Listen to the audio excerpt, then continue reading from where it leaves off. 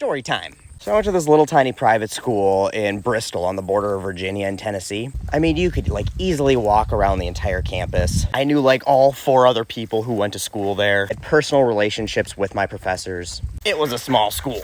And yet, in the middle of the Appalachian Mountains, this boy from Minnesota was still somehow the resident redneck on campus, go figure. And then one day we had a gun scare. Somebody who lived next to the campus said they'd seen a guy walking around with a gun through their window. Then they sort of took it seriously. I mean, it was really just business as usual, still going to class and doing all that, but a couple cops did come out and start questioning people. And when I say people, I mean me.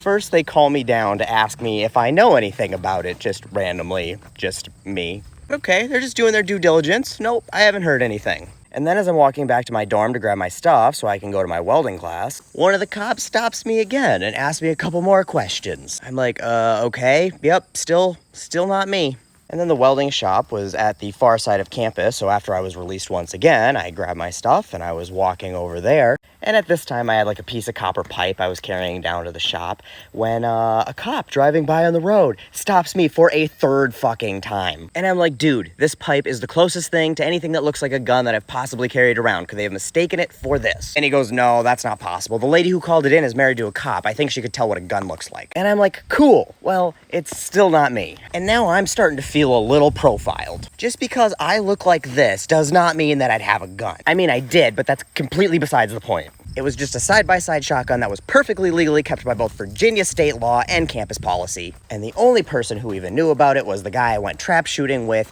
and that's it. I'm not one of those types of people that makes my entire personality pew-pew. I don't need to flaunt it. So even if their profiling was right, it's still wrong. So after they finally gave up on me, a short while later, they found our culprit. One of the history professors was covering the Civil War, and they had a Civil War reenactor come in to visit the class in full garb.